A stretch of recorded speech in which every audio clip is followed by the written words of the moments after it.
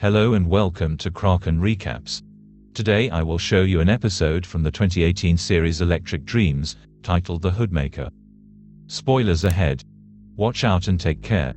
In the nearby future, society is under the authoritarian regime of the so-called Free Union. A minority of humans have developed telepathic abilities and are derogatively called teeps by the normals, who are worried about their privacy and discriminate teeps to the point where they are only allowed to live in ghettos. This fear gets worse when the government begins admitting teeps into the police force and an anti-immunity bill passes, which means teeps can invade normals' brains to gather information for the state. The normals decide to start protesting against teeps, and their marches sometimes end up in violent riots. It's during one of these marches that telepath Honor is doing her first job with the police, telling the detectives the identities and plans of the protesters, unaware that someone is watching from afar and taking pictures. Unfortunately, Honor sometimes lingers in their minds, and that causes a tickle that lets them know they're being read. As soon as the protesters realize this, they try to attack the cops guarding the area, and Detective Ross can't help noticing a person in the crowd wearing a strange hood with a mask. This person throws a Molotov cocktail to start a fire before running away, and Ross has to push Honor out of the way to avoid getting her hurt. Then, Ross chases the hooded stranger through town until he manages to corner him and remove the hood, revealing a man called Rathbone, who gets arrested. When they return to the police station, Honor is asked to stay for a special task, but it's awkward for her to wait outside the office because everyone looks at her with mistrust even if she's forbidden from reading agents. Ross is called by Chief Okile, who calls Honor their new guinea pig and reminds Ross that the new bill allows them to use teeps in clearance investigations, so Honor will be Ross's new partner. After what happened a moment ago, Ross dislikes the idea, thinking Honor is a risk, although he does correct Okile when she calls Honor an it. Okile thinks having Honor for interrogations should be seen as a gift, and Ross has no choice but to follow orders. Afterward, Ross meets with Rathbone in the interrogation room. His file pins him as part of an anarchist cell fighting against the teeps, but he refuses to give any names or explain what the hood is for. Ross wastes no time and calls for Honor, who immediately uses her powers to torture Rathbone with his own memories and feelings. Honor summons the anger and anguish Rathbone grew up with, his wish for his older brother to be here to show him he's finally good at something, at the naughty thoughts he used to have about his own mother. As Honor begins quoting his mother, Rathbone has a breakdown that allows Honor to find the memory of the rebels' hideout and the names of the leaders who told Rathbone to put on the hood. Afterward, Honor, Ross, and a team of cops raid the rebels' hideout and arrest as many people as possible. Honor discovers they're hiding something and guides Ross into finding another hood with a note that says, "This hood is sent to you with the compliments of the Hoodmaker, and he hopes you will find it useful." While looking around, Honor finds a rebel wearing another one of those hoods, and before Ross shoots him down, she is shocked to discover the hood doesn't allow her to read the person wearing it. Meanwhile in the ghetto, Teep Mary is working in a bawdy house. Except it's not a traditional bawdy house. In this particular one, people pay teeps to dredge up their deepest subconscious fantasies. Mary's client for the night is politician Franklin, whose thoughts are so dark that leave Mary helplessly consumed by them. When he leaves, Franklin finds a box waiting in the backseat of his car. Inside there's a hood and a note saying, "Compliments of the Hoodmaker." Later in the evening, Mary's nightmares keep the other teeps she shares living quarters with awake because their mind is connected through the grapevine. Honor tries to comfort her, but Mary pushes her away, not wanting to be touched by a teep that sold herself to the system. The next morning, Ross comes to pick Honor up, ruining her reputation even further and getting his car scratched for daring to show up at the ghetto. Honor explains why they don't like her, and Ross points out that ghettos usually breed dissent, and if there's gonna be real trouble, then it'll start here.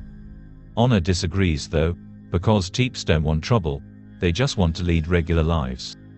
When they make it to the station, Ross shares the report their lab has sent after analyzing the hoods.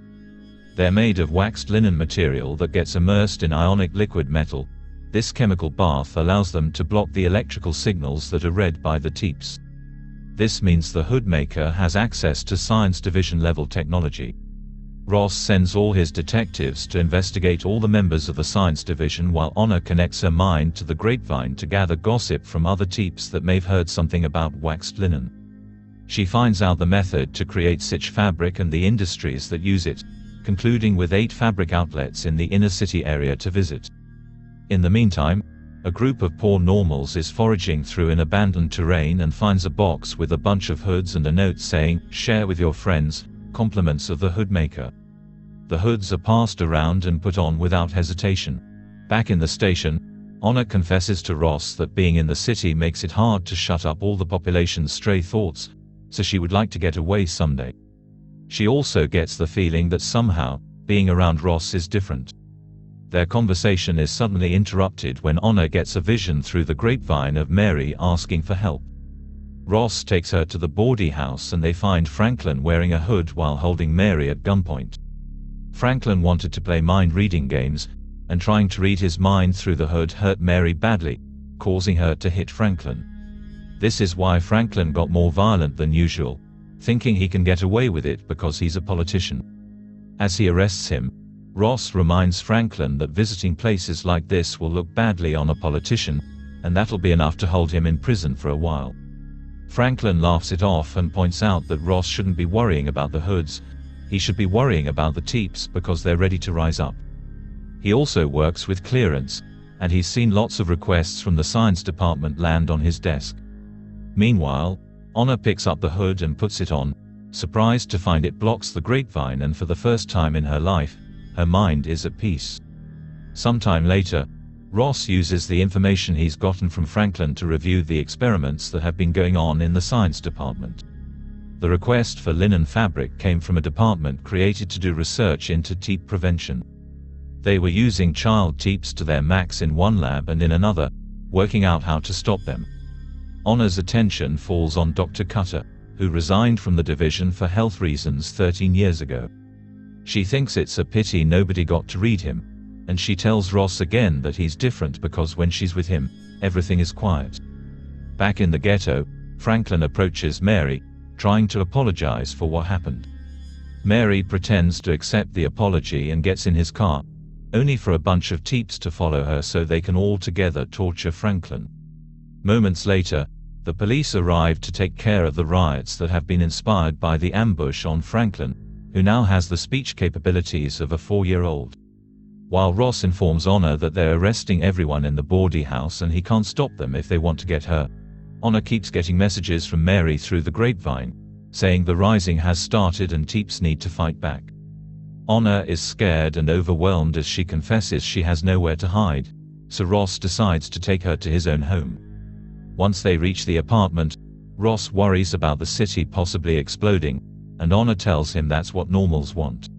Ross gives Honor permission to read him, but Honor refuses, explaining she was already reading her mother's feelings in the womb. Her parents have always hated her for her abilities and she had to live with their hate in her head.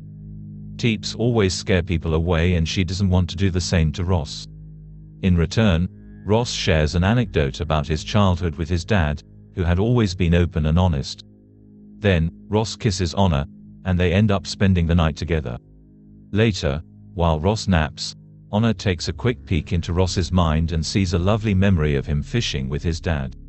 Afterward, she looks around some books and realizes something. If all the textile factories were dead ends, then Dr. Cutter must have gotten the linen from a different supplier, and there's one more product that uses this fabric, book binding. There's a book depository that closed 13 years ago, which can't be a coincidence. Ross leaves to check it out after telling Honor to stay hidden for the sake of her safety, but Honor doesn't listen and follows him while she keeps on receiving messages from other teeps that are looking for the Hoodmaker to kill him. As soon as he makes it to the abandoned book depository building, Ross finds the lab where the hoods are being made. He also finds pictures of him and Honor because it had been Cutter taking photos during the riot that day. Cutter is also there and confesses to having an interest in Ross because the same way teeps have evolved to have telepathic abilities, nature's balance should allow other humans to develop natural immunity. Ross is special and that's why Ocule considered him a weapon. He suddenly cuts off his explanation to put on a hood because he could tell he's being read. That's when Honor comes out, revealing she heard it all. She wants to know what it means for Ross to be a weapon, so Cutter tells him to read Ross's mind. Shockingly, Honor finds the phishing memory playing in a loop, meaning Ross has the natural ability to block teeps. The situation gets worse when Mary and a group of teeps arrive at the building thanks to having seen Cutter through Honor's eyes. Ross wants to help Honor and keep her safe, but she can't trust him anymore and runs away from him to lock herself up in a room. The teeps kill Cutter and light the whole place on fire to destroy the hoods while Ross goes after Honor, finding a slot on the door that allows him to explain himself. He had an ability he didn't understand and they trained him for it. It hadn't been his choice to block her. To prove she can trust him, Ross allows her to read him, and after lots of pushing through the phishing memory, Honor manages to see the rest of Ross's mind. It turns out Okile had assigned her to Ross on purpose so he could gain her trust and find out what the teeps were planning. In this version of the memory though, it's Ross calling her an it and Okile correcting him. Back to the present, a crying Ross admits this stopped being an assignment for him some time ago because he fell for her, and that now he wishes to run away to the mountains together. However, Honor isn't sure if she can trust him anymore, and now she must decide if she should let him in or leave him outside in the building's fire, which matches the flames that are currently consuming the city.